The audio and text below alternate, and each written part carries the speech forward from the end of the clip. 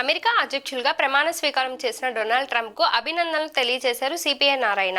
ఈ సందర్భంగా ఆయన మాట్లాడుతూ, సహజంగా ప్రజల చేత ఎన్నికైన వారెవరైనా అభినందించాల్సిందే కదా. పాలస్తీనా, ఇజ్రాయెల్ మధ్య ప్రశాంతతకు దారి తీసినందుకు స్వాగతం. అలాగే పాలస్తీనా విధ్వంసం కాబడింది. ఆ దేశ పునరుద్ధరణ కూడా సాయం చేయాల్సిన బాధ్యత అమెరికాపై ఉంది. ట్రంప్ అవినీతిపై ఇప్పటికే అమెరికా సుప్రీంకోర్టులో తీర్పు ఇవ్వబడింది. అయినా అధ్యక్షులుగా ఎంపికకు అభ్యంతరం లేకపోవడం విడ్డూరమే. న్యూయార్క్ కోర్టులో భారతదేశానికి చెందిన కార్పొరేట్ అధిపతి అదానీపై లంచం కేసు నమోదు చేయబడింది. అమెరికా గడ్డపై లంచం ఆంధ్రప్రదేశ్ మాజీ ముఖ్యమంత్రి వైఎస్ జగన్కు ఇవ్వడం, దాని ఫలితంగా తెలుగు ప్రజలపై 2 లక్షల కోట్ల రూపాయలు ఆర్థిక భారం పడడం తీవ్రంగా ఖండించతగ్గది. ఈ వ్యవహారంలో న్యూయార్క్ న్యాయ వ్యవస్థ తగు చర్యలు తీసుకోవాలని కోరుతున్నామని ఆయన అన్నారు. అమెరికా దేశానికి అధ్యక్షులుగా ప్రమాణ స్వీకారం చేసినటువంటి ట్రంప్కు స్వాగతం పలుకుతున్నాం. ఆ సందర్భంగానే ఒక విధంగా పాలస్తీనా సమస్య పరిష్కారానికి కొలిక్కి వస్తూ ఉంది.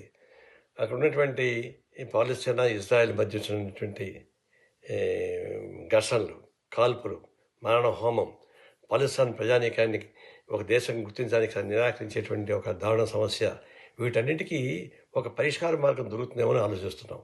ఇప్పటికీ ఒక ఒప్పందం కుదిరింది. ఇక్కడి నుంచి అమెరికాలో, ఇజ్రాయెల్లో ఉన్నటువంటి వాళ్ళని, పట్టుబడిన వాళ్ళని ఇజ్రాయెల్ గాజాకు అప్పగించడం, పాకిస్తాన్లో ఉన్నటువంటి వాళ్ళని ఇక్కడ పందిరుగున్న వాళ్ళని విడుదల చేయడం, ఇది ఒక ప్రాసెస్ స్టార్ట్ అయింది. ఇంకా కొనసాగించాలి. అది కొనసాగించే క్రమంలో మరోసారి ఈ ట్రంప్కి నేను విజ్ఞప్తి చేసి ఏంటంటే, ఈ పాకిస్తాన్ మొత్తం కూడా ధ్వంసం చేసి పారేశారు. వాళ్ళకి ఆర్థికంగా సహాయం చేయాలి, వాళ్ళు నిలబడే పద్ధతులు ఏర్పాటు చేయాలి, వాళ్ళని సహాయం కూడా చేయమని, అదే మన ఇజ్రాయెల్ని మరీ కంట్రోల్ చేయమని చెప్పేసి మేము కోరుతా ఉన్నాం. రెండవది, అటు చైనాని, ఇటు పనామాని, వీటన్నింటినీ కాల్దుబాలని ప్రయత్నం కొంచెం చేస్తున్నాడు. అండ్ అలాంటి జోలికి పోవాల్సిన అవసరం లేదు. ఇంకొకటి ఏంటంటే, ఈ ఒకవైపున మేము ప్రమాణ స్వీకారం చేసే ముందే అమెరికన్ సుప్రీంకోర్టే ట్రంప్ అవినీతిని నిరూపించి ఒక సూసెస్ పాస్ చేసింది. మామూలుగా ప్రమాణ స్వీకారం చేయకూడదు, కానీ వాళ్ళ చట్టాలు వేరుగా ఉన్నాయి కాబట్టి ప్రమాణ స్వీకారం చేసుకున్నాడు. అంతెందుకు, అంతకుముందు బైడెన్ అధ్యక్షుడిగా ఉన్నాడు. ఆయన ఒక గంట ముందు పదవి విరమణ చేసి ఒక గంట ముందర వాళ్ళ కుటుంబ సభ్యులపై ఉన్న కేసులు మొత్తం రద్దు చేసుకుని వెళ్ళిపోయాడు. అది ఇటు జరుగుతూ ఉంటుంది. ఇప్పుడు నేను కోరేది ఏంటంటే, న్యూయార్క్ కోర్టులో కేసు, లంచం కేసు నమోదయ్యింది. అది భారతదేశం ఉన్నటువంటి ప్రముఖ పారిశ్రామికవేత్త అదాని ఈ అమెరికా గడ్డ నుంచి ఆంధ్రప్రదేశ్ ముఖ్యమంత్రిగా ఉన్నటువంటి, గత ముఖ్యమంత్రిగా ఉన్నటువంటి జగన్మోహన్ రెడ్డి గారికి లంచం ఇచ్చారని చెప్పేసి అని తేలింది.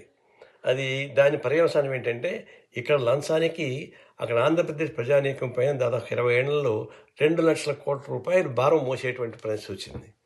అటువంటిప్పుడు ఈ న్యూయార్క్లో ఉన్న కోర్టు కూడా ఖచ్చితమైన నిర్ణయం తీసుకోవాల్సి వస్తుంది. మరి ఇక్కడ ట్రంప్ను అటు మోడీ కలుసుకొని ఏమన్నా మేనేజ్ చేసి ట్రై చేస్తారు, కానీ అది కాకుండా దీన్ని కృషి చేయాల్సిన అవసరం ఉంది. అది ఒక విధంగా కార్పొరేట్ అవినీతిని అంతమొందించడానికి ఉపయోగపడే ఒక సంస్థగా ఉపయోగపడుతుంది. దీనిపైన తగినటువంటి చర్యలు తీసుకోమని చెప్పేసి మేము కోరుతా ఉన్నాం.